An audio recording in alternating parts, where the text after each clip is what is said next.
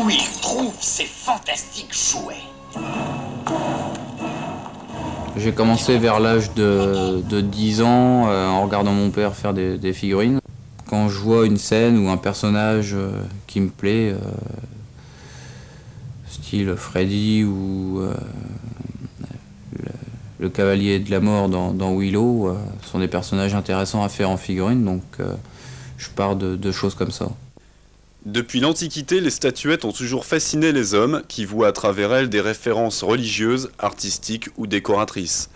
Alban Berger, 24 ans, a quant à lui choisi le plomb, la résine ou le plastique à injecter.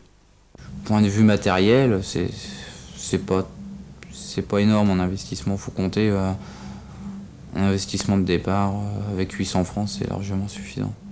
Et avec ces 800 francs là, la peinture on l'a pour au moins une vingtaine d'années, puisque les tubes à la peinture à l'huile, c'est inusable. On distingue deux procédés de fabrication. Pour la vente, le figuriste sculpte la figurine, puis réalise un moule dans lequel il introduit le plomb, la résine ou bien encore le plastique injecté coloré. Pour une œuvre unique, l'artiste travaillera une pâte semblable à la pâte à modeler, laquelle durcira à l'air. En ce qui me concerne, je peux mettre une demi-heure pour peindre une figurine, comme je peux mettre plusieurs années pour en finir une.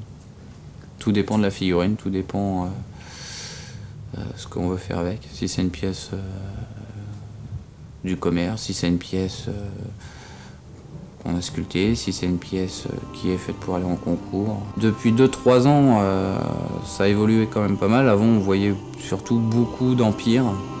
Maintenant, enfin, de premier empire, et maintenant les gens commencent de plus en plus à faire du fantastique, à faire des scènes de la vie courante, du western aussi, pas mal, ça commence à bien prendre, Moyen-Âge. Et puis, depuis peu, on a ouvert les catégories Première et Deuxième Guerre mondiale, donc là, pareil, ça a pris de l'ampleur. Alors qu'avant, on était limité jusqu'en 1900. On ne pouvait pas faire en concours, n'étaient pas acceptées les pièces d'au-delà de 1900. Donc maintenant, ça a ouvert les portes à pas mal de choses.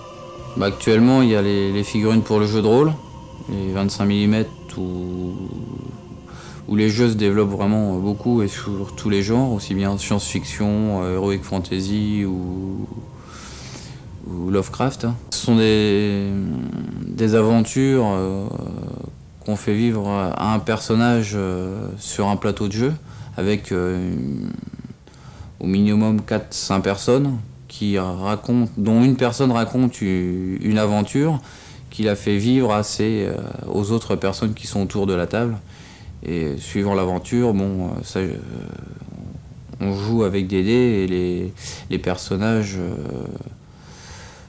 prennent des points de vie ou en perdent, et montent en force, etc. Ça m'est arrivé en tant que commerçant de voir des gens jouer au jeu de rôle, venant me raconter leur aventure avec un pistolet sur eux ou une dague dans la botte, se promener en ville comme ça. Ça arrive. Une figurine peut monter plusieurs dizaines de milliers de francs.